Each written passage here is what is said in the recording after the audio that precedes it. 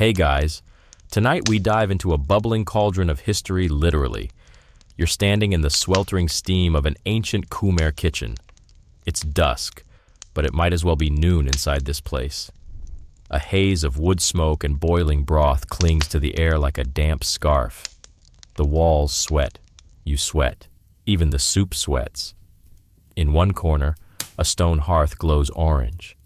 In another, someone's furiously pounding something in a mortar that sounds suspiciously like angry roots. Welcome to Cambodia, circa the 12th century, inside the heart of the Khmer Empire's kitchen network, where culinary magic wasn't just about feeding royalty, it was a performance of precision, patience, and pungent smells. You're handed a ladle. It's heavy, wooden, and maybe cursed. A chef yells something that might mean stir or run, but you choose to stir. The pot in front of you sizzles with sliced lemongrass, chunks of river fish, crushed garlic, and a generous heap of some mysterious green herb that looks like it might be medicinal or poisonous. Historians still argue whether that leaf was sacred, seasoning, or just decoration. So, before you get comfortable, take a moment to like the video and subscribe, but only if you genuinely enjoy what I do here. Drop your location and local time in the comments. Always cool to see who's listening, where, and when. Now, dim the lights, maybe turn on a fan for that soft background hum, and let's ease into tonight's journey together. Your feet stick slightly to the stone floor. You don't ask why. There's something deeply tactile about Khmer cooking. Everything is handmade, from the coconut milk squeezed by bare knuckles to the fresh herbs sliced with blades that haven't seen a whetstone since Jayavarman VII was in diapers. Even the salt here feels different. It's not just crystals, it's labor, boiled down from brackish ponds far away, transported in baskets slung over oxen or strapped to the backs of people whose legs were far stronger than yours. You trudge past an open window with no glass, just bamboo shutters flung open to let in the night breeze and about 50 mosquitoes. They're part of the ambiance. A cat hops up on the sill, eyes you with judgment, and watches as you lean over the main cauldron of the evening, a simmering base of fish bones, roasted shallots, and that ever-present lemongrass. The smell is dizzying, floral, and sharp, like someone poured perfume into a stew and somehow made it work. There's a rule here: never taste before the spirits have been fed. One pot is reserved entirely for them. You watch a wrinkled elder ladle some of the broth into a small clay bowl, set it by a flickering oil lamp, and murmur something into the night. It sounds soothing or threatening. Hard to tell. No recipes are written down, because writing things down is for court scribes and tax collectors. Here, it's all muscle memory and oral tradition. You ask one of the cooks how she knows when the soup is ready. She sniffs it and says, it stops yelling. You assume she means the bubbling quiets, but you're not totally sure. One fringe theory floated by a French anthropologist who may or may not have inhaled too much clove smoke suggests Khmer chefs used sound to track flavor development. The way a pot boils, burbles, and whispers supposedly tells you if the galangal is angry or the fish is humble enough. Is that real hard to say? But as you lean in, the soup does seem to be muttering secrets. Your guide, let's call her Dara, because she refuses to give her real name, tells you that this soup is a special one. It's not just for dinner. It's part of a seasonal ritual honoring the rice goddess. Ingredients were chosen not just for taste, but for balance: hot, cold, dry, wet, bitter, sweet. A Khmer chef wasn't just feeding bodies, they were tuning souls. And yes, that's why the lemongrass is chopped. Not crushed, because crushed lemongrass makes the broth too hot in the Ayurvedic sense. You nod slowly as if this makes sense to you, but mostly because your brain is already half-cooked from the ambient humidity. You get a glimpse of the supply shelf, an unassuming bamboo structure holding the Khmer equivalent of a spice rack.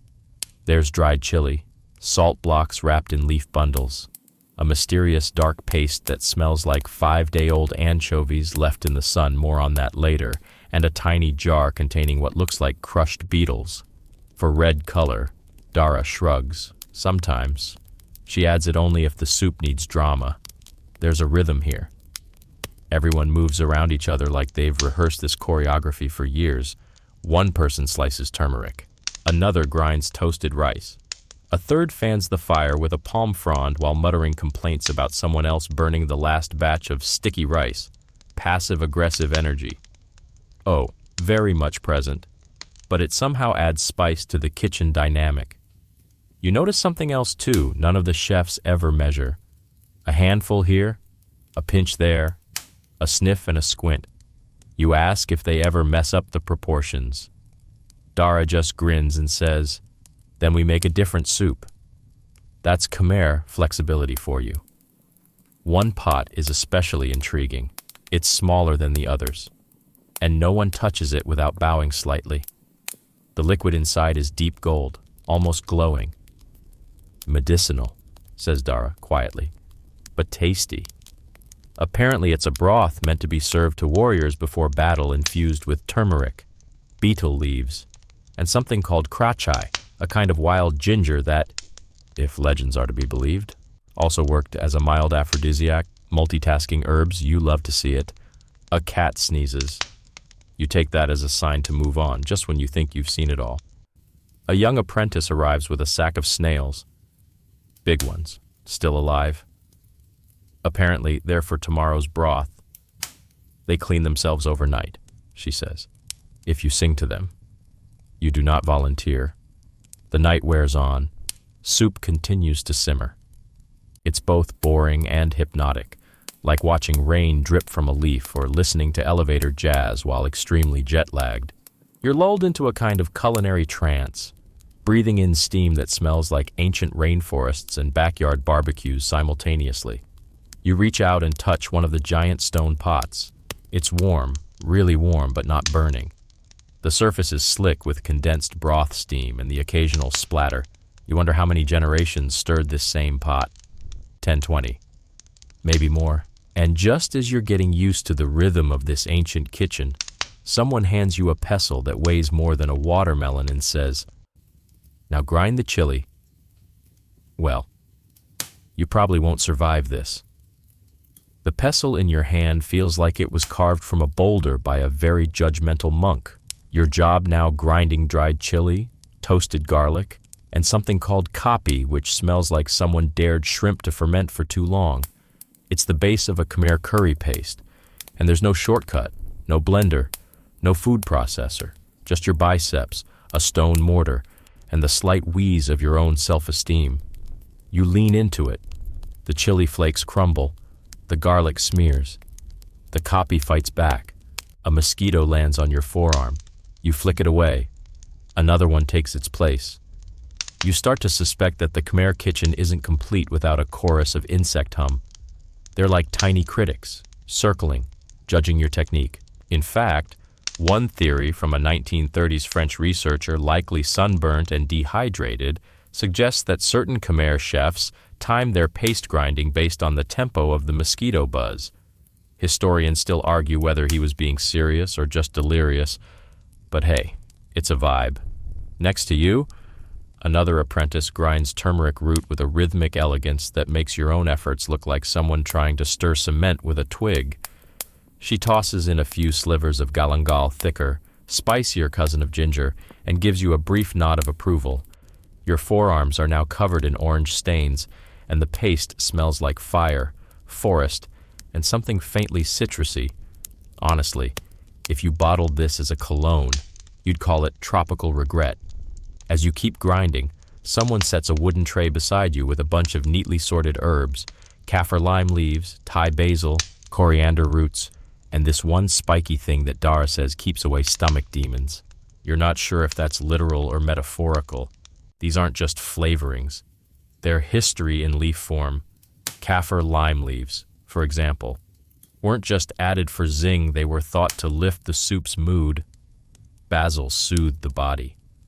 Coriander, if you believe ancient midwives, might have helped with digestion and with making sure your baby didn't arrive during a thunderstorm, which, if you lived in monsoon season Cambodia, was a real concern.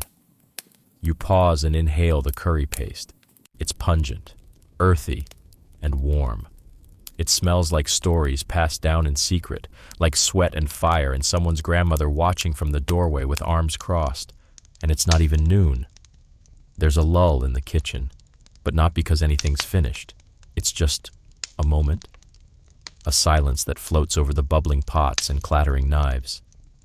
Someone sharpens a cleaver lazily. Someone else plucks basil leaves with the precision of a monk arranging lotus petals. You notice, off to one side, a small bamboo shelf stacked with powders, ground bark, dried flowers, a little clay dish of crushed insects again, for color. Dara whispers that one of them, an old dried root that looks like driftwood, was used in ancient love potions, but also soups, she adds. It depends who's eating. Quirky. Magical overlaps like that are everywhere in this kitchen. Soup wasn't just nourishment. It was spell, offering, cure, and occasionally weapon. Some chili pastes were meant to burn out sickness if your tongue went numb. That just meant it was working. You return to grinding. The mortar is slick now, and your fingers ache in ways they've never ached before. You think longingly of modern conveniences like blenders, air conditioning, and mosquito netting. The kitchen cat strolls past, gives you a pitying glance, and disappears under a bench, probably off to commune with the ancestors or nap on a fish basket. You kind of envy it. Someone throws a few banana leaves over a finished pile of spice paste and tucks it into a clay pot. That batch will sit overnight to mature. You ask what happens if it doesn't mature. Dara shrugs. It gets passive-aggressive. You don't press. Your second job, stirring a pot of coconut cream that's being reduced with sliced garlic and lime zest. It smells incredible sweet, sharp, buttery. But if you stop stirring for more than a second, it scorches. There's no margin for error. It's like babysitting a fussy baby who's also on fire. This reduction will be folded into the paste tomorrow, just before it's mixed into a fish broth and finished with tamarind water. You haven't met tamarind yet, but judging by everyone's tone, it's a diva, sour, slippery, and opinionated. You begin to understand every element in Khmer cooking as a character, some loud, some subtle, all moody. And it's your job to keep the peace. Khmer chefs weren't just cooks, they were flavor diplomats. One wrong move, and the basil and chili start throwing elbows. You take a break and sip something from a leaf cup. It's a tea made from pandan and lemongrass. Very grassy, slightly sweet, mostly refreshing. A woman tells you it's to open your taste memory. You nod like that makes sense. As your mouth recovers from the chili fumes, you look up and notice a corner of the kitchen where the walls are blackened with soot. That's where the ancient hearths once were. Dara says some of the pots back then were so heavy it took 2 people to lift them when full. Cooking was a group effort and not always voluntarily. Some of the junior cooks, she tells you, were basically bonded servants or tribute workers. Others were trained from childhood in elite households, passed from chef to chef like apprentices in a spicy dojo. The fire crackles. You learn that some curry pastes were made specifically for morning offerings, lighter, less spicy, and usually vegetarian. Others, made for nighttime feasts, were heavy, rich, and sometimes laced with herbal tinctures meant to make you dream vividly or digest all the frogs you probably just ate. Your own paste is now smoothish. It glows a dark orange with little flecks of chili seed and lime peel. You dip a finger in risky move and taste. Immediate fire. But then, a strange bloom of sweetness. Heat again. Then, was that a note of pine good? Dara says, peering over your shoulder. You didn't ruin it. A pause. For your first time, you take the win. She scoops your paste into a leaf cone and drops it into a pot of simmering soup. The smell changes instantly, becomes deeper, more serious. Like the soup just decided to quit its job and open a jazz cafe. The sun begins to dip lower, shadows stretch across the kitchen. Somewhere outside, frogs start croaking, and the first star pokes through the haze. You wipe your hands on your sarong. It does nothing. You're still coated in spice oil, chili juice, and what might be fish-based regret. But something about it is deeply satisfying. And you still haven't even met the fish. You finally meet the fish. Well, not meet in a friendly sense. More like watch as they flop indignantly in a shallow woven basket. Their eyes blink at you like they've seen things they wish they could forget. These aren't supermarket salmon wrapped in plastic and dignity. These are swamp fish, mud-slicked, whiskered, and incredibly unimpressed with your presence. Caught fresh that morning by fishermen who know the rhythm of the Mekong better than their own heartbeats. You step outside the kitchen for a moment, following Dara down a winding dirt path to the riverbank. The air smells like wet leaves, silt, and mosquito repellent you wish you had. A small group of fishers stands ankle-deep in the water, using nets woven from local reeds and patience. No rods, no flashy bait, just instinct and time. They move slowly, silently, as if the water is something sacred not to be disturbed. You wade in up to your knees. It's surprisingly warm, and something brushes past your leg. You pretend it didn't happen. One boy, no older than 12, shows you how he uses a small bamboo basket as a trap. He sinks it near a patch of reeds, waits a beat, then lifts it to reveal 3 squirming fish and 1 very surprised frog. He laughs and says something in Khmer. You laugh too, despite not understanding. Some things don't need translation. The fish they catch aren't all the same. Some are long and silver, others squat and muddy. Dara picks out one called Tre Riel, a favorite for soups and stews. Legend says the fish was so common in ancient times that it gave its name to the Cambodian currency, the riel.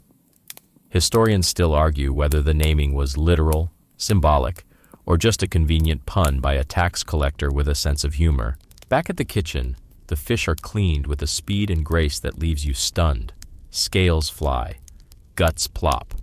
One chef sings softly while slicing open a particularly large specimen. She pauses only to feed a chunk of the offal to the kitchen cat, who accepts it with the regal disdain of someone who believes you work for them. You're given your own knife and a smaller fish to practice on. Its slimy body slips from your grip and hits the floor with a sad splat. Dara sighs and hands it back. Again, she says, after a few tragic attempts and 1 accidental self-poke, you manage to clean your fish. You've bonded now, probably spiritually. The fish goes straight into a boiling pot of water, along with bruised lemongrass stalks, torn kaffir lime leaves, and a few slices of that ginger-like krakai again.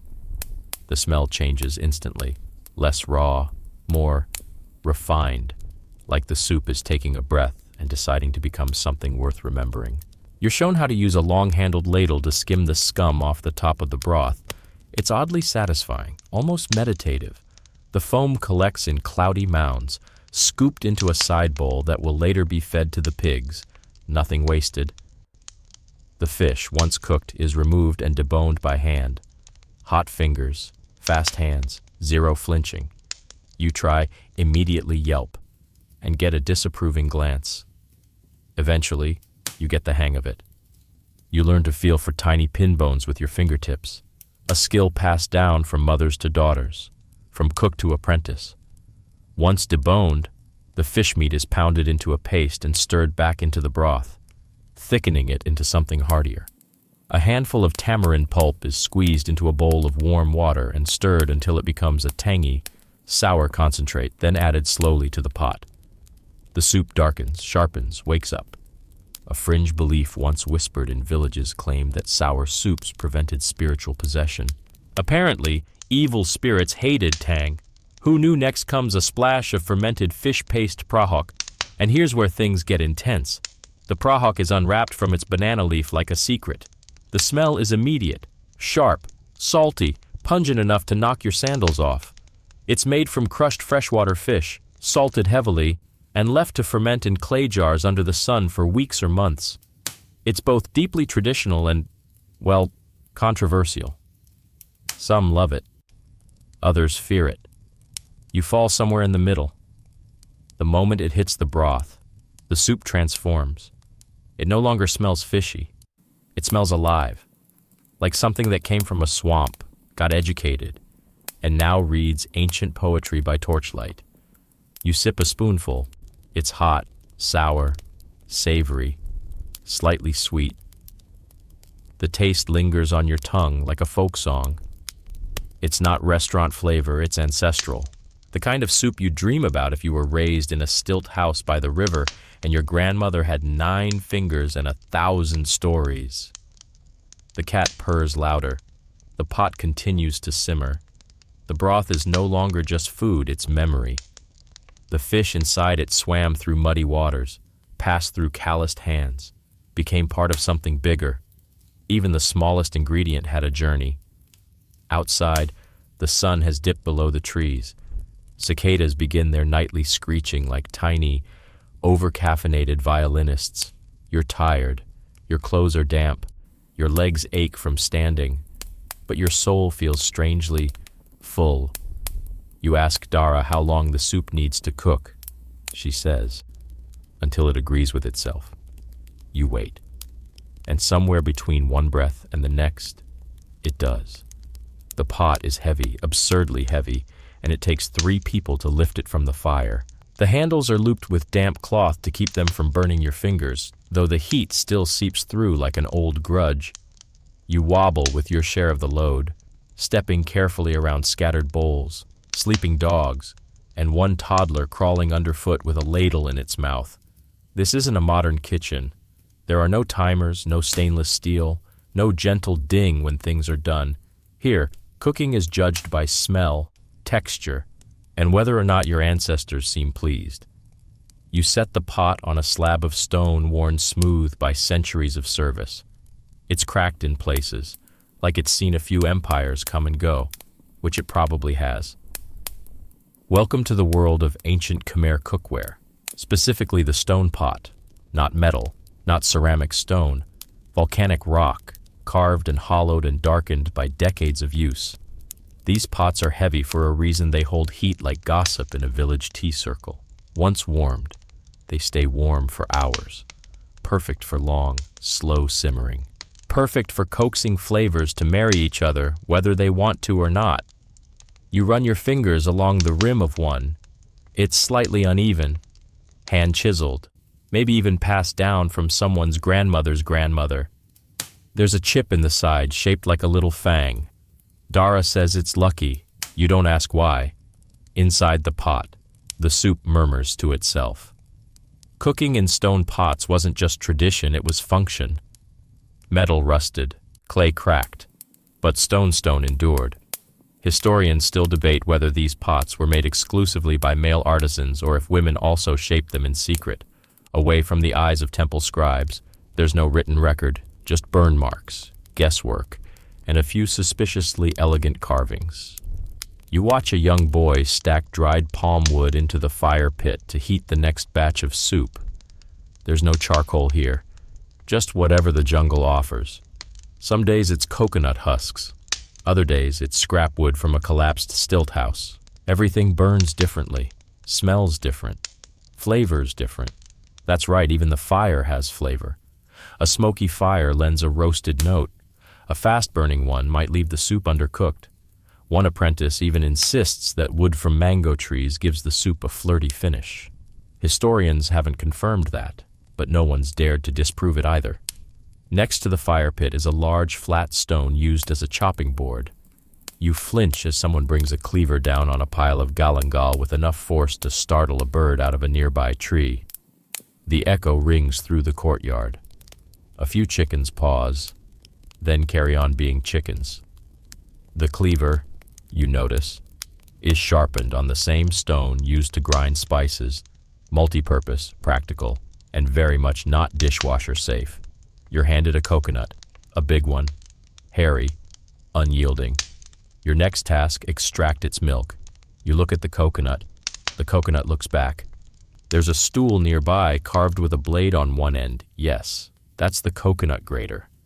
You sit on it awkwardly, straddling the thing like a medieval torture device, and begin scraping the inside of the cracked coconut half against the serrated edge. The grated flesh falls like snowy confetti into a waiting bowl. It's meditative, repetitive, and very much a core memory for anyone who grew up in a Khmer village. Some say the rhythm of the scraping was like a lullaby. Others say it was the sound of someone one day throwing the coconut out the window in frustration. Once you've scraped enough, which is never enough, the flakes are soaked in warm water and squeezed by hand through cloth. You're told to twist the fabric like you're wringing out bad decisions. The liquid that drips out is thick, creamy, and pure coconut milk. You dip a finger in, sweet, nutty, slightly warm from your hands.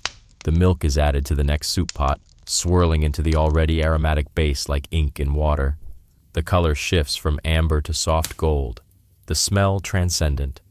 And yes, that's the pot again, the same heavy, lichen-stained, heat-retaining beast of a vessel. You ask why they don't just use lighter cookware.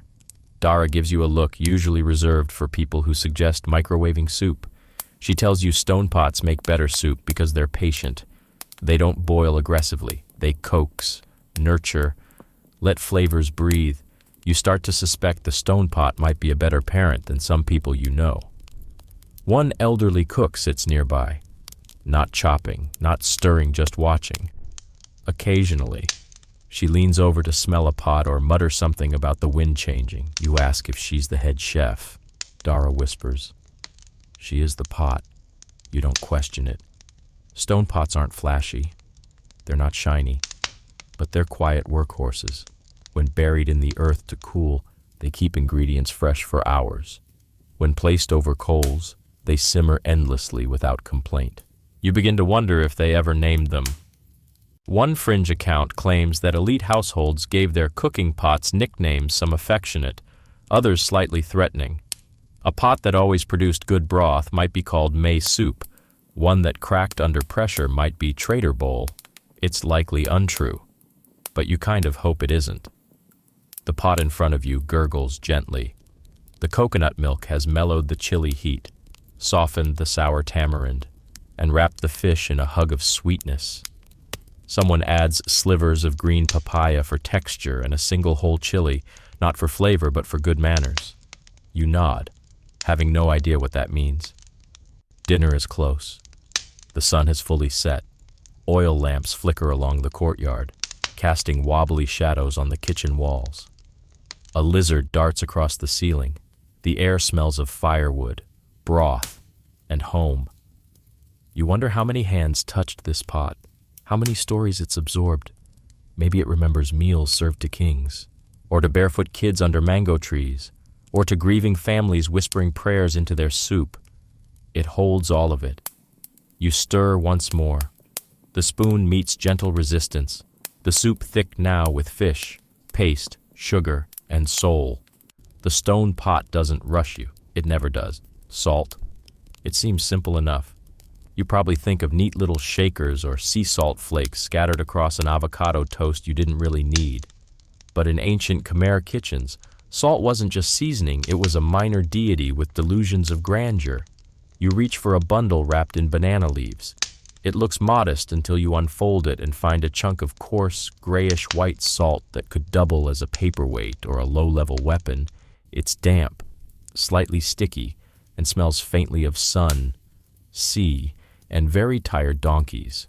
The salt in this kitchen didn't come from a friendly aisle in a grocery store. No, it was harvested from distant coastal provinces hundreds of miles away and carried inland by caravan. Sometimes on oxen, sometimes on foot, occasionally, if you believe the more dramatic village tales, on rafts pushed upriver by monks who prayed for smooth tides and not too many crocodiles.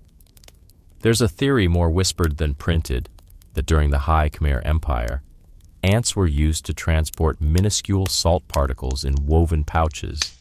Sounds ridiculous, right? And yet, someone in the 1800s tried to recreate it. Historians still argue whether the ant carriers were metaphorical, magical, or just a mistranslation involving very ambitious porters with small dogs. You break a chunk off and watch as one of the chefs scrapes it against a shard of terracotta, creating salty dust that falls straight into a pot of soup. The impact is immediate. The broth, already rich and complicated, suddenly lifts, brightens. Like the soup took a quick shower and remembered it had plans. Salt, in Khmer cuisine, was more than taste, it was balance. Everything else in the pot bends to its authority. Sweet, sour, spicy, they all wait for salt to take its place before revealing their true intentions. Without it, the soup is just confused fish water. With it, it becomes a conversation. There's a salt jar set aside just for offerings. It's glazed with soot and kept near the family shrine, only touched with clean fingers. Dara tells you her grandmother once whispered to a pot of soup that had too much salt and left it outside overnight so the moon could humble it. You believe it. You get a lesson in salt logic. There are different types. Coarse sea salt for the base stock, fermented salt for preserving fish, a pinkish powder used sparingly in sauces. Some batches are dried under palm leaves, others baked into bricks, stacked like savory Lego. There's even a sour, salty sludge that's been sitting in a jar since before you were born. For flavor, someone says. You don't ask follow-ups. The salt isn't just a guest in the kitchen, it's part of the architecture. There's a layer of it on every surface, subtle, invisible, but present. The wooden ladles taste faintly of it. The stone pots hum with it. Even your sweat, after a few hours of grinding and stirring, carries that briny reminder that you're now 12% soup yourself. You're shown a trick. Take a few grains of salt and rub them between your fingers. If it squeaks slightly, it's alive. If it clumps like wet flour, it's been disrespected by the air. You nod like you understand, though your fingers just feel salty. Next, you're introduced to a process that looks suspiciously like an experiment from an early chemistry class. In one corner of the kitchen, fish are being layered into large clay jars with handfuls of salt between each fillet. It's not quite fermentation yet, but it's heading that way. This is for later, Dara explains. When the fish forgets it's a fish. You believe her again. In the meantime, the soup you've been watching since before the sun dipped has now taken on a velvety sheen. The salt you added earlier. It did something. Smoothed the bitterness of the herbs, made the tamarind less shouty. Even the coconut milk seems happier, like it just got a good night's sleep. One of the apprentices dips a ladle into the pot and pours a bit into a shallow ceramic bowl for tasting. You're handed a spoon. You taste. It's incredible. Not just the flavor, but the feeling. It's deep, layered, the kind of taste that doesn't just sit on your tongue, it walks around, pokes your taste buds, flips a few chairs, then nestles down with a warm blanket and a bedtime story. Too much salt, you ask nervously. Dara shakes her head, just enough to remember the ocean. That's what salt does in Khmer cooking. It reminds things. Reminds the fish it once swam in something vast. Reminds the herbs that bitterness needs grounding. Reminds the soup that it's not just parts, it's memory. There's a joke shared in Khmer kitchens. If you love someone, let them salt your soup. You assume it's metaphorical. Probably. You glance at the stone slab where someone is now grinding dried shrimp into powder for another batch of seasoning. The salt used here will be less obvious, hidden in the dried flesh, disguised by smoke and thyme. Not every salt is loud. Some just sit in the background, holding everything together like a quiet uncle who shows up at every wedding but never speaks. And there's ceremony, too. You watch an old man approach a simmering pot and sprinkle in 3 pinches of salt, each one with a whispered phrase. No one interrupts. No one jokes. When he's done, he dips his fingers into a bowl of water, sprinkles it on the ground, and walks away. Later, you find out the salt was for the house spirits. Apparently, they have preferences too. Salt, it turns out, is as personal as it is powerful. Too much. And the soup sulks, too little, and it feels unloved. The right amount, though the whole dish exhales. You wipe your brow. Your lips taste salty. The air smells like spice and stories. And you haven't even gotten to the angry chilies yet. Chilies don't whisper. They scream. The moment one hits the hot pan, the kitchen flinches. A puff of invisible smoke rises light as a prayer, but twice as unforgiving, and someone nearby coughs dramatically into their sleeve. You blink, and your eyes start watering. The chili's not even in the soup yet. It's just announcing its presence. You think you know spicy Khmer chilies laugh at your medium salsa? These are the real deal. Some are red and slender like little flamethrowers. Others are round, green, and look deceptively harmless until they remind your taste buds they have unresolved trauma. You watch as Dara handles them like old enemies with familiarity, caution, and a little bit of sass. She slices one open, and you catch a glimpse of the seeds inside, tiny, off-white, and loaded with malevolence. "That's where the fire sleeps," she says. You nod slowly, suddenly remembering you forgot to bring antacids. In ancient Khmer cuisine, chilies weren't just flavor, they were attitude. And contrary to popular belief, they weren't native. Historians agree that chili peppers likely arrived in Southeast Asia after the Columbian Exchange, well after Angkor's peak. But what existed before them? Native peppers, wild barks, tongue-tingling leaves that delivered spice without seeds. One of these bark shavings is tossed onto a hot skillet next to you. It starts to hiss and release an aroma like peppercorn and lemon had a secret baby. "That's Maeng Lak," someone mutters. Or maybe chai, no one agrees, and it's true. Historians still argue whether certain ancient spices were native hybrids, imports from India, or simply mislabeled by colonial scribes who thought everything was cinnamon. You take a cautious bite of a chili-laced paste. It is, in no uncertain terms, volcanic. But after the initial mouth slap, there's nuance, earthy, smoky, even slightly fruity. It's like eating fire that also wants to be your friend.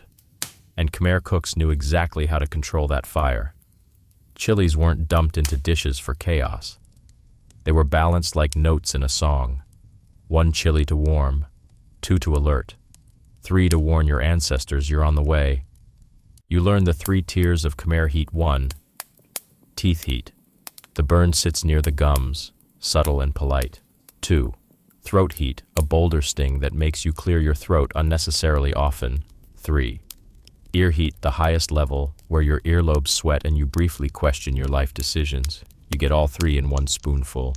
But chilies weren't alone in their quest to spice up Khmer soups. You're introduced to wild betel leaves, slightly peppery and often added near the end of a boil. Too early and they pout, Dara warns. Too late and they gossip. You stir them in and catch the faint scent of wood smoke and regret. Next comes long pepper, a wrinkled, twig-like spice with a slow, creeping heat, not used often today, but once beloved in royal kitchens. Some scholars believe it was reserved for elite dishes, thanks to its trade value. Others argue it was just hard to chew. The truth somewhere in between, as usual. Dara hands you a small bowl of crushed chili mixed with fermented fish paste and sugar. It looks terrifying. You taste it anyway. Somehow, it's delicious. Salty, spicy, slightly sweet. The kind of thing you could imagine dipping sticky rice into on a hot day, which is, incidentally, exactly what people did. The Khmer weren't just about soup, they built entire side rituals around condiments. A fringe belief you overhear in the kitchen, a perfectly balanced chili paste can ward off jealousy. Whether that's spiritual or emotional, no one clarifies. Either way, you make a mental note to grind your next batch extra smooth. You're allowed to try your hand at the chili mortar. It's a workout. You grind dried red chilies with salt, garlic, and roasted shallots. The paste grows darker with every turn, like it's gathering secrets. A sheen of oil appears at the edges, natural chili oil. No infusion needed. There's a trick here. 2. Don't crush the seeds unless you want the paste to bite. Leave them whole, and the fire is delayed. Thoughtful. Crush them, and it hits immediately, like a punch from a spice ghost. One of the elders mentions a saying, if the soup is too quiet, add a chili and listen. You're not sure what the soup is supposed to say, but you're starting to understand the language.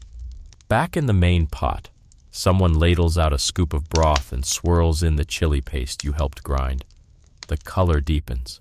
The surface shimmers. The smell rises like incense with a side of slap. Now the soup has backbone.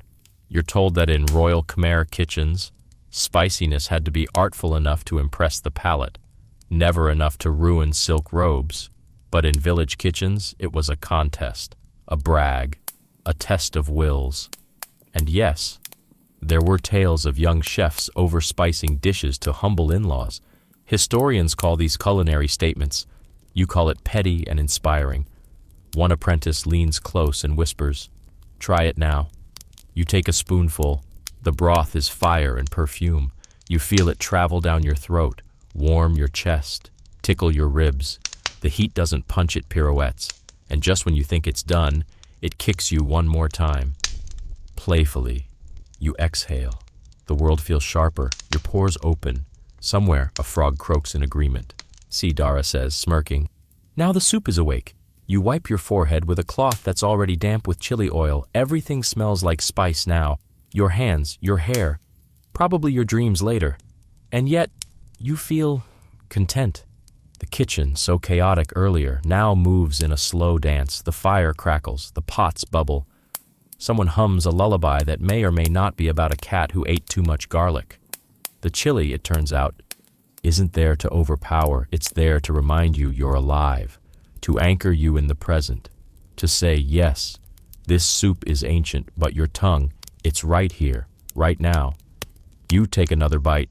Of course you do.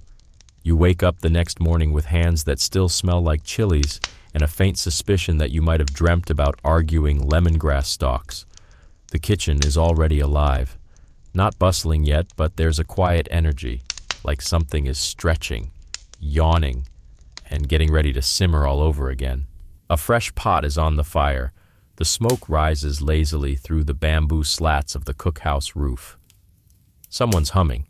You think it's the same lullaby from last night, or maybe it's just in your head. A new ingredient sits on the chopping slab, palm sugar. It looks nothing like what you'd expect. Not white, not granulated, more like lumpy, amber-colored rocks or soft caramelly dough depending on the batch. Some are shaped into little discs, others crammed into hollow bamboo tubes, all sticky, all mildly suspicious. Palm sugar is the Khmer kitchen's sweet secret, earthy, rich, with a depth that makes refined sugar seem like a bored intern in comparison. You follow Dara out to where the sugar starts its journey not in a jar, but high in a toddy palm tree. And by high, we mean very high. Someone's already up there, barefoot, agile, and tied to the trunk with what appears to be faith and muscle memory. Every morning, skilled climbers, usually men trained since childhood, scale the tall palms with 2 bamboo containers. They collect the sap by slicing the tip of the palm flower and letting the sweet liquid drip into the vessels overnight. The next morning, it's a race against fermentation. You ask what happens if they're late. It becomes palm wine, Dara says. Also good, but not for soup. Back in the kitchen, the sap is poured into a wide iron pan and set over a fire. It simmers slowly, stirred with long paddles until it thickens into syrup and eventually solidifies into sugar. You take a spoonful of the syrup before it sets. It's warm, sticky, and tastes like molasses had a baby with roasted dates and dreams. There's a buttery finish, a little smoke, a touch of sourness that keeps it interesting. You'd spread it on toast if you had toast, or spoons, or any shame. The sugar is left to cool in leaf molds, banana, palm, sometimes bamboo slices. It forms discs the size of coasters, dense and fragrant. One is handed to you. It sticks to your fingers instantly, and then your face. Somehow your eyebrow is now sugared. This is your life now. Palm sugar is added to the soup sparingly, never dumped. A sliver here, a curl there. It doesn't make the broth sweet in the way you'd expect. It rounds the edges, softens the acidity, gives everything a kind of warmth that doesn't announce itself but lingers long after the spoon's been set down. You ask if it ever goes bad. Dara says, no, it just gets stronger. Same could be said for a lot of grandmothers around here. You watch as a younger apprentice grates some of the hardened sugar into a bowl using a shard of pottery. It flakes off like golden curls. Another person mixes it into chili paste. A third adds it to pickled mango slices. Everywhere you look, it's there quiet, caramel, anchoring everything like an edible thread. There's even a version mixed with salt and roasted rice powder, used as a dipping sauce for green guava. You try it, It's sweet, salty, smoky, and tart all at once. Your face makes a sound. So does your mouth. Everyone laughs. There's a joke in the kitchen: if you don't like palm sugar, you don't like Khmer food. Or hugs. Some cooks insist on using only fresh palm sugar collected and boiled the same day.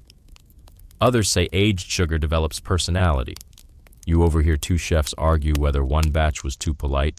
Historians, as expected, still argue whether the Angkorian elite got their sugar from domestic sources or imported rare varieties from the south.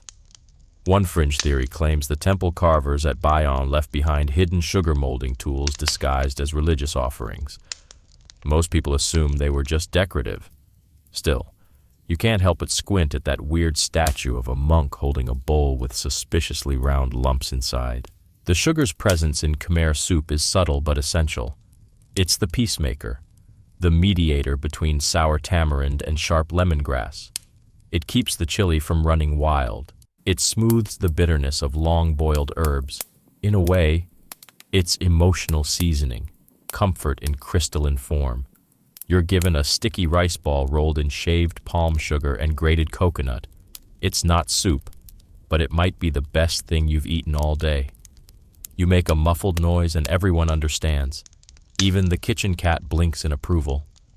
As the soup continues to simmer, a spoonful of palm sugar paste is stirred in with ceremonial care. The broth deepens in color, rich amber now, almost glowing in the firelight. You taste again. The transformation is subtle, but it's there. The sharp edges have rounded. The tamarind's shout is now a soft exhale. Even the fish feels more dignified. The day stretches, pots are stirred, salt is adjusted, spices are checked, but nothing, not even the fire, can hurry the palm sugar. It dissolves when it's ready. That's the rule. You sit on a low stool and chew on a slice of sugar cane, handed to you by a quiet boy who hasn't said a word since sunrise.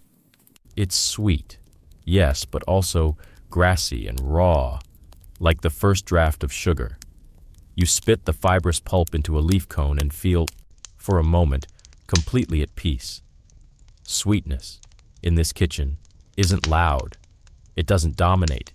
It plays backup, like a good harmony, or a warm smile from across the table. The soup is still simmering. Your hands are still sticky. Your soul somehow feels a little softer, and the prahok jar on the counter just burped. You don't smell it first. You sense it, like a breeze of umami ghost wind, a premonition that something powerful and potentially unwise is about to enter your life. Then it hits you, the smell. It rolls through the kitchen like a tidal wave of boldness, fermented, fishy, sour, salty, and sharp enough to slice through a dream. It's not unpleasant, exactly, but it's definitely the kind of smell that makes you sit up straighter and rethink your dinner plans.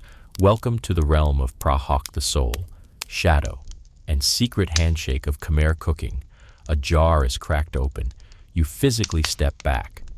The cat disappears. A toddler starts crying in the distance. Prahok is a fermented fish paste, ancient, sacred, pungent beyond reason. It's what happens when freshwater fish, usually small ones like tray reel, are gutted, salted heavily, mashed, and left to ferment under the sun in tightly sealed clay jars for weeks, sometimes months, sometimes, let's just say, until it tells you it's ready. One theory, probably invented during a dare, claims the ideal fermentation period was 100 days, precisely timed between equinoxes and lunar cycles. Historians still argue whether this was real science or just grandmas messing with overconfident sons-in-law. Dara pulls out a glob with a bamboo spoon and smears it into a smaller stone bowl. It looks like gray clay. It smells like salt, fish, vinegar, history, and maybe a little cosmic punishment. But then she mixes it with a touch of palm sugar, a few drops of lime juice, and a smattering of crushed lemongrass. And suddenly, something alchemical happens. You taste, you blink. It's weird, but also addictive, salty, sour, nutty, like the fermented version of a secret you weren't supposed to hear but now can't stop thinking about. In Khmer cooking, prahok isn't just seasoning, it's identity. It's regional, personal. Families develop their own variations. Some roast it first for a milder taste. Others eat it raw, stirred into spicy sauces or mixed with herbs. You're told a true cook doesn't measure prahok, they just feel it. There's a fringe belief that prahok once saved a village from famine during a war season, when rice was scarce and fish were plentiful. A clever elder, desperate to preserve protein, salted barrels of fish until they transformed into this potent paste. People survived, but dinner never smelled the same again. You're given the task of roasting some. Dara flattens a chunk of it in banana leaves, folds them into a packet, and lays it directly over a bed of coals. It sizzles, pops, and then miraculously starts to mellow. The smell shifts, becomes smoky, earthy, even a little sweet, like a barbecue that got philosophical. Once roasted, it's mashed again with garlic, chili, and lime leaf. This version is going into the soup. You peek into the pot and notice the difference immediately. The broth, once golden and polite, has deepened into a darker, moodier tone. The smell has body now, an aged richness that says, I've been through things. A spoonful hits your tongue and lights up parts of your brain you didn't know were interested in soup. The prahok doesn't dominate. It hums underneath. A bass note, a smoky, fermented whisper that says, this isn't your average broth. You watch as a few drops of this concentrated prahok mixture are added to a dipping sauce as well. You dip a slice of raw cucumber in it and try. The result complex, crunchy, funky. You're not entirely sure whether it's refreshing or rebellious, but you go back for more. There's a ceremony to prahok. One jar is always left near the ancestor altar during major holidays. The idea is, the ancestors should still get a taste of home even if they're no longer, technically, breathing. In fact, there's a local superstition that you should never badmouth a batch of prahok unless you want bad weather at your wedding. You nod solemnly. You will never talk trash about prahok, ever. Back in the soup, the roasted paste continues to work its magic. One cook stirs gently, murmuring that it calms the chili. Another adds a handful of crushed holy basil and says it clears the prahok's throat. You don't understand, but you love it. There's no precise measurement here, just instinct. You ask how they know when there's enough prahok. Dara says. When the soup stops complaining, helpful, you're handed a side bowl of samlor prahok, a separate soup where prahok is the star, not the supporting cast. It's strong, hearty, full of local vegetables like eggplant, wing beans, and slippery green leaves you can't pronounce. It's less of a side dish and more of a personality test. You eat it slowly, respectfully. Somewhere between spoonfuls, you feel like you understand a little more about this kitchen, about why people sweat over these pots, why this weird, stinky paste has stuck around for centuries. Because it's the glue. It ties ingredients together. It stretches flavor. It preserves protein. It honors the river. A tiny girl with a bowl of rice plops down beside you and dips it straight into a dish of raw prahok mixed with lime and mint. She eats it without flinching. You are humbled. The Khmer word prahok is said to come from prohok, meaning pressed fish, but you start to suspect it also means don't underestimate me. You lean back, belly warming, lips tingling, brain lightly marinated. Outside, the sky is stretching into evening again. The frogs are warming up.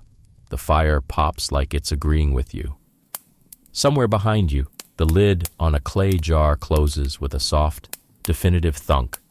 The prahok has done its job. And the soup. It's finally beginning to taste like something ancient. You don't remember falling asleep, but when you wake, someone has placed a banana leaf over your head like a makeshift umbrella. It's both thoughtful and slightly shady, like a gift and a warning. The fire's still burning low. The kitchen is quieter now, and the air feels a little heavier, thicker with humidity and stories not yet told. That's when you meet the greens, not the polite spinach kind. Not supermarket kale trying to impress your smoothie. No, these are jungle greens. Leafy, rooty, Slightly aggressive plants with names that don't roll off your tongue so much as trip you. You're shown a bundle of herbs with serrated edges, another with soft fuzz, and a particularly spiky bunch Dara introduces only as "don't eat too much or you'll see ghosts." You smile. She doesn't. She lays out the lineup on a woven mat. There's morinda leaves, slightly bitter and sometimes used in traditional medicine. There's pak krai, which smells faintly of citrus and pepper and is rumored to wake up your stomach. You sniff one and immediately sneeze. Good sign. These greens don't just show up in soups for color. Each one brings something: bitterness, tang, bite, memory. Some are used to balance heat, others to thicken broths, and a few are thrown in purely to appease the spirits. You're handed a root the size of a fat carrot but much gnarlier, like a ginger that got into a street fight. This is nanmai, or wild turmeric root. It stains your fingers bright yellow and your soul a little curious. It's grated into a paste and added to soup as both flavor and medicine. But not all the ingredients are friendly. Some Dara warns you can be toxic in large doses. There's one particularly glossy leaf with purple veins she calls good for fevers, bad for Tuesdays. You ask what that means. She shrugs. Just don't eat it before a long boat ride. Historians still debate whether many of the Khmer Empire's herbal choices were based on trial and error, borrowed Indian Ayurvedic texts, or ancestral memory passed down orally through thousands of stews, probably all three. But no one denies that Khmer cooks knew their plants, knew which to boil, which to dry, which to whisper to. There's even a theory that some herbs were used strategically, not for digestion, but deception. Bitter leaves served before a sour soup, for example, made the broth taste sweeter by contrast. A mild trick, a culinary sleight of hand. You help strip the leaves from a bunch of katud, a slightly bitter green sometimes translated as sour leaf. It looks unremarkable but adds a gentle tang to the soup, like a soft wake-up slap. You taste one raw and your mouth pouts instantly. Dara laughs. "These leaves," she says, "they tell you what your body forgot." You're also handed a small bowl of chopped neem flowers. Yes, flowers. Slightly bitter, slightly floral. They're stirred in right at the end of the boil, just as the fire dies down, supposedly. They remind the soup of the sun, which sounds like a poem, or possibly a fever dream. Nearby, someone is peeling a pile of white tubers that look like tiny tusks. These are wild taro, and unless prepared carefully, they can make your throat itch like a mosquito revenge story. But when done right, they add body, depth, even a mild sweetness. It's not just about flavor, it's about balance.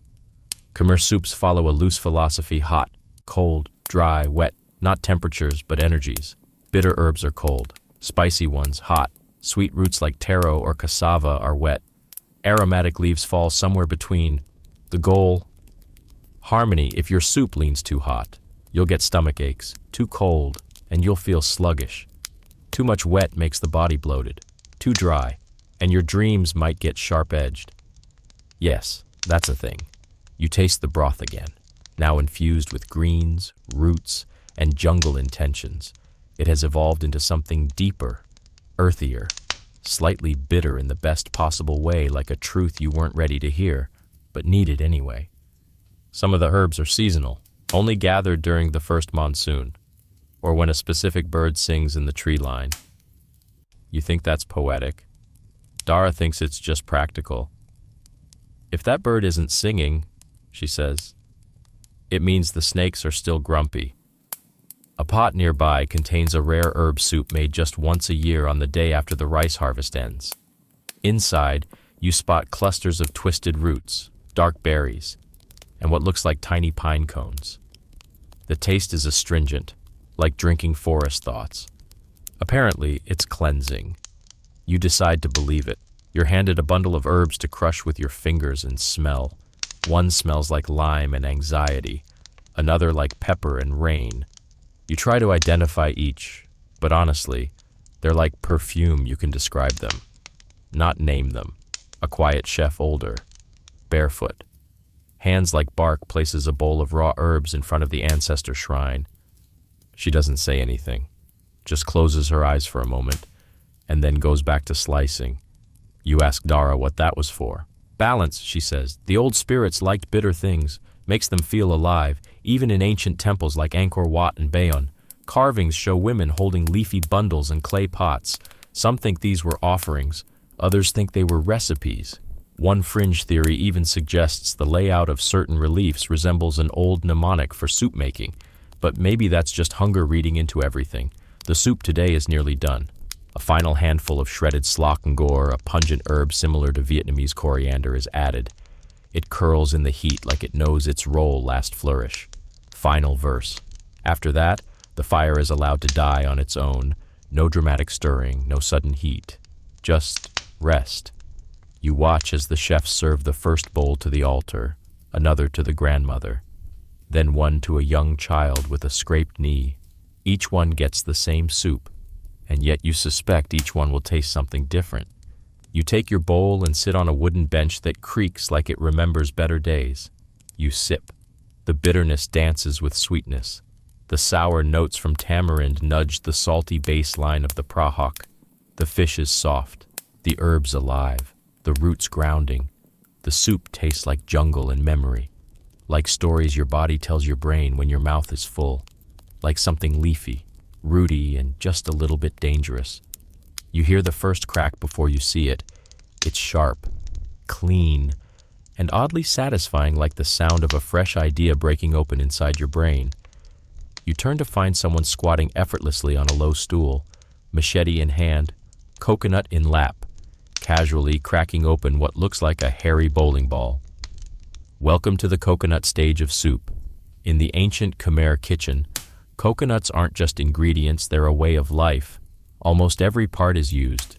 The flesh, the milk, the water, even the husk becomes fire starter or scrubbing tool. If coconuts had passports, they'd have pages full of visa stamps from every Khmer dish ever made. You approach cautiously. The coconuts look tough, like they've seen things. The guy with the machete nods at you, hands you a smaller one, and gestures your turn. You raise the blade, aim, and whiff. Dara chuckles softly. It's about rhythm, not rage. You try again, a little softer. The machete bounces off. A third time crack. Success.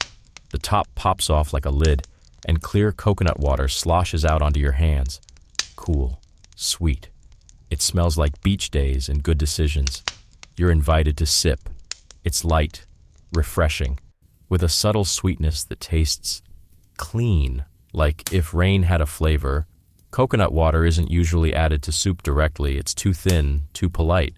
But it's used to hydrate tired cooks, rinse herbs, and sometimes make offerings to spirits who are watching their cholesterol. What does go into soup is the coconut milk, the rich, velvety extract from the grated flesh of mature coconuts. You're already familiar with the coconut grater, that medieval-looking stool blade hybrid. Now you get a crash course in doing it efficiently. Sit, scoop, scrape, repeat. Your hands get sore, your back complains, coconut shavings pile up like snowy confetti. An older woman leans over, inspects your work, and says, acceptable. You'll take it. The shavings are placed into a muslin cloth and soaked with warm water. Then comes the squeeze. You twist the cloth, using your whole body, milking it like some strange tropical cow. Out drips the first press milk, thick, creamy, opaque. This is the good stuff. The VIP milk. A second soak gets you thinner milk, used earlier in the cooking process. The thick stuff that comes in late just before the soup is ready to serve. It rounds out sharp flavors, adds body, softens spice, and gives the entire dish a dreamy, silk sheets quality that makes you want to take a nap in the bowl. You're told the coconut milk must never be boiled too hard. It will split, Dara warns, like a friendship under pressure. So it's added gently, stirred with intention. Allowed to mingle, not wrestle. It's not a splash, it's a lullaby. You watch the pot. The transformation is instant.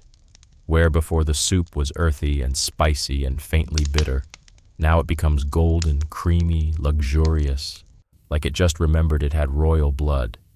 The coconut doesn't mask the other flavors, it lifts them, like a good duet partner or the right pillow under your neck. You take a spoonful. It's warm, rich, deep. The spice is still there lurking, but now wrapped in sweetness. The sourness from tamarind is softened. The prahok feels less rebellious. Even the greens, once bold and bitter, seem to settle down. Everything is in harmony. This is the kind of broth you dream about, literally. There are old folktales of coconut-laced soups served to induce peaceful dreams, protect against night spirits, and soften the edges of hard memories.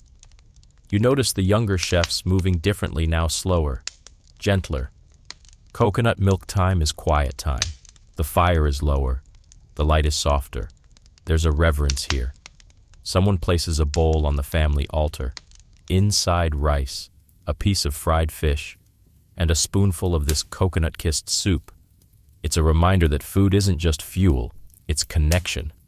A message passed through generations, carried in the creamy current of a well-made broth.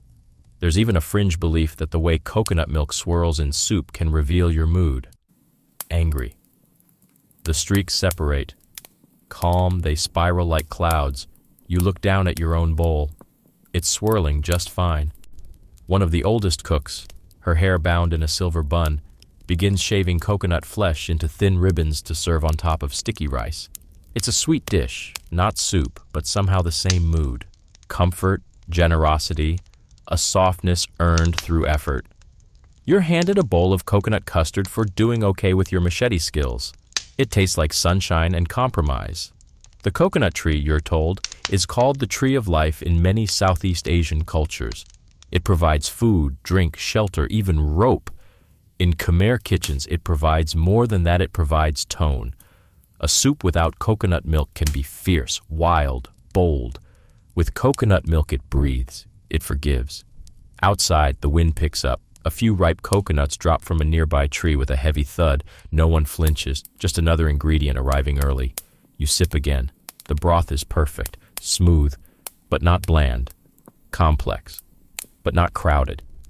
It's not trying to impress anyone, it simply is.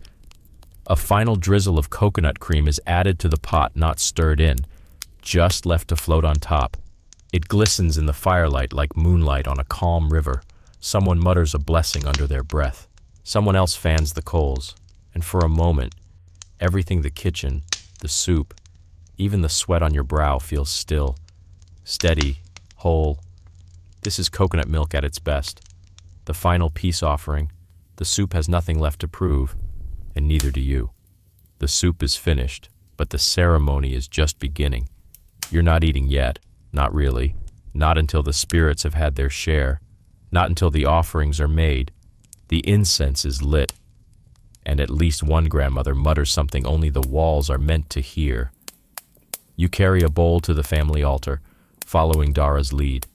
The bowl is humble, no garnish, no theatrics, but it holds the entire story of the day: lemongrass, fish, chili, coconut, greens, salt, and that brave blob of prahok you now respect on a spiritual level. You place it on a banana leaf beside a cracked ceramic cup filled with rice wine and a folded piece of betel nut. A faint curl of incense rises next to it, tracing lazy circles in the warm evening air. You bow not because you're told to, but because it feels correct. A way of saying thanks. A way of saying, hey, we tried our best. In Khmer tradition, soup wasn't just food. It was an offering, a message, a bridge between the living and those who quietly float beyond the edges of the firelight. Some soups were made specifically for spirits. There's one, a thin, clear broth made from rice water and lemongrass alone, that's served only at funerals, light enough for souls to sip. Others, richer and thicker, were left out during festivals to tempt ancestors into visiting their old homes. There's even an unspoken kitchen rule: never serve the first ladle of soup to yourself. It's for someone who's already left the table. You sit back, bowl in hand, and take your first real taste of the finished soup. It's quiet on the tongue, deep. It doesn't brag, it doesn't rush. It unfolds like a story told by someone who's not in a hurry to impress you. You recognize it now, all of it. The fiery whisper of the chilies, the hug of coconut, the sly funk of prahok, the greens that bite and the roots that soothe, the sweetness of palm sugar, still clinging to the edge of the broth like it's not quite ready to leave. Every ingredient has settled into place, balanced. A chorus where no one sings too loud. Someone offers you sticky rice rolled in a banana leaf to eat on the side. Another hands you a slice of salted fish, pan-fried until crisp, just a crunch between spoonfuls. You do both. It's perfect. This isn't just a dish. It's a meal with mood swings, and you're here for it. In the far corner of the kitchen, a much larger pot is being readied. This one's not for family or friends. It's for the monks at the nearby pagoda. They'll arrive just before dawn, silent, barefoot, robes the color of turmeric. The soup must be ready by then, simple, nourishing, and quiet on the stomach. A version of the same recipe, but without the punchier spices. More coconut, less chili, no prahok. You raise an eyebrow. Dara just shrugs. Even spirits have different tastes. This temple soup, known as samlor kror ko, is believed to carry blessings when prepared with humility. It's never tasted before it's offered, never salted twice. Some cooks even prepare it while barefoot, believing it keeps the dish grounded. A small bowl is also ladled out for the neek to the household guardian spirit. His shrine sits beneath a tree out back, decorated with old figurines and empty soda bottles. You walk there quietly, soup in hand, and leave it on the steps of the shrine. No words, just the bubbling warmth of gratitude. There's also a special bowl made just for the king's kitchen. Once upon a time, royal soups weren't dramatically different, but they came with protocol. The coconut milk had to be stirred clockwise. The fish could only be from certain lakes, and every bowl was sampled by a food taster who may or may not have signed up for that role voluntarily. Historians still debate whether Khmer royal chefs were trained in temples or selected from elite families. Some believe recipes were passed down in code, woven into chants and dance movements.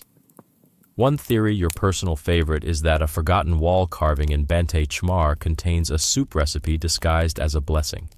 You imagine monks frowning at a mortar and pestle, whispering, "Add more galangal."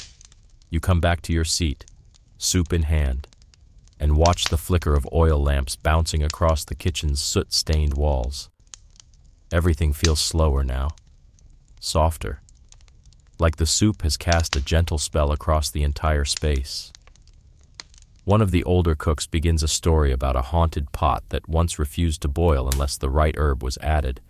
Another swears she saw a crow fly backward the day she oversalted a ritual soup. Everyone laughs, but no one outright disbelieves her. That's the thing about this soup. It's not just about eating, it's about remembering. Each bowl holds layers not just of flavor, but of memory, of repetition, of things done not because someone wrote it down, but because someone else did it that way. And it worked. And it tasted right. You eat slowly. You don't want to finish. There's no pressure to speak, just chewing, slurping, the occasional sigh that means good in 3 different dialects. Outside, the frogs start up again. The wind rustles the coconut fronds. And in the middle of the kitchen, a tiny bowl of soup continues to steam softly on the altar, left alone, not forgotten. You wake before dawn this time, probably because a rooster somewhere just decided to scream directly into the future. The kitchen is already busy, shadows flickering as oil lamps sway in the morning air. A few bowls are stacked near the stove. Most are chipped. Some are cracked. All are loved.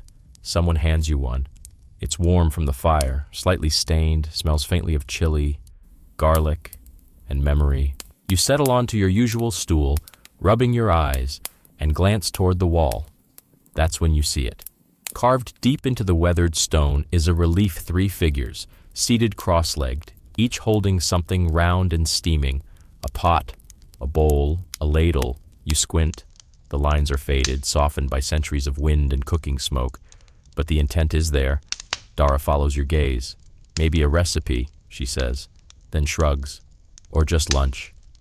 You wonder. Because here's the thing across Cambodia's ancient temples.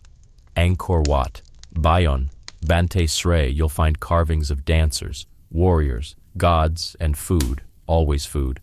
People gathered around hearths, clay jars on slanted tables, long, thin knives and bundles of what could easily be lemongrass or banana leaves. But nothing is labeled. No stone caption that reads, "Add prahok to taste," which drives historians up the wall. Some believe these are actual culinary instructions-coded recipes preserved in bas-relief, passed on not through parchment, but sculpture, a kind of kitchen hieroglyphics. Others insist it's just daily life, no more meaningful than a modern photo of someone microwaving soup. Then there's the fringe theory, that somewhere, in the depths of Angkor Thom or hidden beneath vines at Ta Prohm, there exists a full visual recipe, step by step preserved on a secret wall. Garlic, galangal, maybe even the perfect time to add coconut milk. But no one's found it. Yet, you stir your broth slowly. You think about the cooks who came before, the ones who didn't write anything down, who used their noses and hands in long-forgotten rhythms, who maybe looked up at these very same walls and whispered, "Ah, that's where I left my fish." Back in the cookhouse, a child sketches something into the ash with a stick. It's a circle with steam lines and tiny dots that might be peppercorns. A soup drawing, unofficial documentation. You smile. The elders don't need recipes. They are the recipes. You're shown a worn scrap of palm leaf, an ancient writing surface. It's covered in Khmer script, spidery and faded. A monk once suggested it was a medical list. A colonial translator claimed it was a poetry draft. But one chef here swears it says, 3 fish, 1 chili, no drama. She might be joking, or quoting her grandmother. You spend part of the morning flipping through illustrated books someone donated to the temple library. Most are modern, but there's one printed in the 1930s showing black and white sketches of Khmer kitchen tools, mortars, pestles, banana leaf wrappings. One diagram claims to show a sacred stew sequence. You study it like a map. Meanwhile, the current pot of soup simmers behind you. It's the same recipe as yesterday, but it's different. Today, the coconut milk was added sooner. The lemongrass stalks were thicker. The fire burned just a bit hotter. That's the thing with ancient cooking, it shifts, bends, like language, like song. You take notes, but they feel unnecessary. You write "add coconut milk" when the broth sighs. Chili paste should taste like apology and confidence. Use your thumb to judge the salt, not your measuring spoon. You wonder what future archaeologists will make of that. Outside, a group of children gather for breakfast. Their soup bowls are smaller, simpler, less spicy. They eat fast, with the kind of focus only hungry kids possess. A few elders watch nearby, smiling. One nudges another and says something that probably translates to, "He'll be pounding chili by next year." You're invited to try your hand at carving a kitchen record, a slice of soft wood, a blunt tool. You scratch a spiral shape to represent coconut milk, and a jagged sunburst for chili. Someone nods politely. Another laughs and says it looks like a confused flower. Fair. Still, there's something deeply satisfying about recording flavor as shape, motion, texture, because that's how these soups live, not in recipes, but in gestures, in timing, in muscle memory, in instinct. You close your eyes and try to remember all the steps in order: the fish, the herbs, the prahok, the salt logic, the coconut lullaby. You get close, but you miss something. You forgot the sugar. Dara whispers, "Of course, palm sugar. The part that softens everything, the flavor equivalent of forgiveness." You taste the soup again. Yes, that's it. The balance is back. Somewhere in a distant temple corridor, someone carved 3 bowls stacked one on top of the other. Historians still debate what it means. Maybe it's an offering. Maybe it's an ancient serving suggestion. Maybe it's just someone bragging they made a triple batch. But to you, it feels like a note. Like someone centuries ago wanted to say, "We cooked here," and it mattered. You stir the soup one last time, wondering if you'll ever taste this exact flavor again. Probably not. And that's the beauty of it. You're starting to notice the glances, the small ones, over the shoulder, out of the corner of an eye, usually followed by a quick, polite stir of a pot or a sudden reslicing of already sliced lemongrass. Welcome to Khmer kitchen politics. This isn't your standard Gordon Ramsay-style yelling. No one's throwing pots. No one's getting fired. It's subtler, older, a quiet bubbling tension just under the surface like soup that's been left too long on low heat. It starts when one apprentice, a girl no older than 15, adds a few extra leaves of slok ngor to the morning soup. She's proud, thoughtful, until her supervisor, an older woman with the posture of a queen and the knife skills of a magician, leans over the pot, sniffs once, and says, bold. The air chills by 3 degrees. Nobody says anything, but everyone suddenly finds a reason to stir their pot harder. Khmer kitchen hierarchy isn't written down. You won't find it on a chart, but it's there. Ancient, inherited, maintained with gestures, glances, and the occasional passive-aggressive garnish. At the top, the Mdai Chnong, the mother of the kitchen. She might not even cook the soup herself anymore. She directs, she tastes, she approves or raises one eyebrow and walks away, which is much worse than yelling. Below her, the senior cooks, keepers of secrets, masters of balance, wielders of ladles with the confidence of generals. Then come the mid-level strong, fast, experienced, always listening. And finally, the juniors, the ones who wash herbs, pound garlic, and try not to cry when someone critiques their chili paste for being ambitious. You're somewhere in between, technically a guest, but also now considered responsible for 3 soup pots and a suspiciously talkative mortar. And here's the thing, it's not mean. It's structured, like a dance, a way of keeping the rhythm. Because in a Khmer kitchen, everyone has to move together or the soup stumbles. Still, the tension has flavor. You taste it in a batch of lemongrass broth that's slightly oversalted, not ruinous, but pointed. You sense it in the way one cook re-slices shallots someone else already sliced, just in case they weren't thin enough. You even hear it when someone hums a lullaby a little too loudly near the head chef's usual corner. Passive aggression in this kitchen doesn't shout, it simmers. Dara leans over and whispers, "That's soup, it's revenge soup." Apparently, someone added extra tamarind to it after a disagreement over firewood. Now it's eye-wateringly sour, and no one is admitting fault. You ask if that happens often. "Oh yes," she says. "Once we had a whole week of bitter soups. Everyone was arguing about a missing pot lid. You learn that flavor can be emotional. A broth might go dull if the cook is distracted. Herbs wilt faster when someone's in a bad mood. Even rice can refuse to fluff properly if boiled while someone is holding a grudge. One grandmother claims she once boiled an egg so bitter, it cracked out of spite. There are kitchen ghost stories, too. Like the one about the apprentice who stole a pinch of sacred salt and ended up cursed with blandness no matter what she cooked. Everything tasted like boiled paper. Or the tale of the soup pot that would never boil unless everyone in the kitchen made peace. You're not sure if that's real, but you notice no one stirs that particular pot without smiling first. You're invited to help with a tricky task preparing a chili paste for a royal-style soup. Everything must be balanced. Not too spicy, not too salty, just enough funk to feel traditional, not enough to frighten off picky elders. You make it carefully. Pound each chili with garlic. Add roasted shallot. Fold in palm sugar with a prayer. Taste. Adjust. Taste again. It's good. You pass it to the senior chef. She tastes, pauses, looks at you and says, almost, then hands it to a junior cook to fix. That's when it happens. The junior tastes it, tastes again, and quietly recreates your exact paste without changing a thing. But now it's hers. She gets the approving nod. You get character development. Dara pats your shoulder. You're learning. You are, because the kitchen isn't just about food. It's about place, status, history, respect, and yes, sometimes tiny, vinegary grudges disguised as lemongrass substitutions. You overhear two cooks arguing softly about whether to roast the shallots whole or slice them first. One insists slicing brings out the sweetness.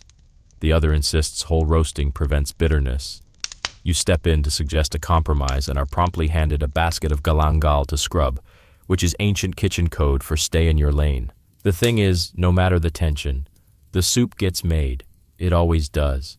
Even when someone accidentally forgets to bring fresh basil, even when the fire is too hot because someone misread the wind, even when a junior adds the coconut milk before the chili paste and everyone gasps like someone insulted the spirits, the soup still happens, because at the end of the day, all the glances, all the drama, it's part of the ritual, the flavor. A kitchen without a little heat isn't cooking, it's just waiting. As the sun begins to lower again, you notice the earlier tension easing. One cook passes another a bowl without a snide comment. Someone laughs at a bad pun. Even the head chef smiles, just slightly, as she tastes the final batch of broth and declares it acceptable. That's as close to a standing ovation as you're going to get. You sit down with your own bowl, taste. It's balanced, rich, slightly sour, maybe a touch salty, but you don't mind. You recognize the flavor. It's the taste of compromise. The rain begins like a whisper barely there, just a few soft pats on the thatched roof overhead. Then suddenly, it's everywhere. A monsoon curtain pulled across the world. The kitchen, once open to the lazy drift of smoke and sunbeams, is now cocooned in gray mist and cascading sound. You're trapped. Not in a bad way, more like soup jail. The fire's still burning, the pot's still bubbling, but the woodpile is covered in banana leaves. The path to the herb garden is now a mudslide, and someone's just slipped on a wet clay tile with a dramatic yelp that ends in laughter. Monsoon season in the Khmer kitchen isn't a surprise. It's a fact of life, a weather pattern you don't resist, just work around. Adaptability isn't a bonus here, it's a survival skill. Because when your main source of fish is the flooded rice fields and your favorite leafy green is currently under 3 inches of river water, you improvise, which is how you find yourself staring into a large ceramic bowl full of termites. Yes, termites, big ones, winged, pulled straight from a half-drowned mound beside the mango grove, rinsed, toasted, and now buzzing softly as if in protest. You flinch. Dara shrugs. They're crunchy. She tosses a handful onto a skillet, dry roasts them over the fire, and grins. For texture and protein and drama. You try one. It's nutty, smoky, a little weird. But you can see it why these little things have been used in soups and stews for generations, especially during monsoon weeks when the river fish are hiding and the markets are mud. The rain pounds harder. The kitchen smells of wet wood and simmering broth. Someone ties up their skirt and wades barefoot outside to pull fresh mushrooms from the base of a palm. Not button mushrooms. Wild ones. White, delicate, almost translucent. You're told they only appear during storms. The gods send them, one cook says, but only if they're in the mood. Back at the fire, you help adjust the soup. This batch, built from whatever ingredients the rain hasn't bullied into hiding, is an improvisation masterpiece. A base of rice water and leftover fish bones, pounded wild herbs, roasted termite powder, yes, powder now, slices of green mango for tartness, a single chili to keep it brave. Historians call this kind of cooking subsistence innovation. You call it witchcraft that tastes amazing. Someone tosses in a fistful of stau leaves, extremely bitter, but perfect in small doses. The bitterness cuts through the sweetness of the wild mushrooms. The chili perks up your sleepy tongue. The fish bones melt into richness. Even the termites, bless them, float silently at the bottom like little toasty secrets. The head cook tastes the broth and declares it angry but honest. You add that to your growing mental list of Khmer flavor descriptors. Monsoon cooking also comes with its own tempo. The fires burn lower, the pots cook longer. You're no longer rushing to serve monks or beat the heat. You're cooking until the rain decides it's done yelling.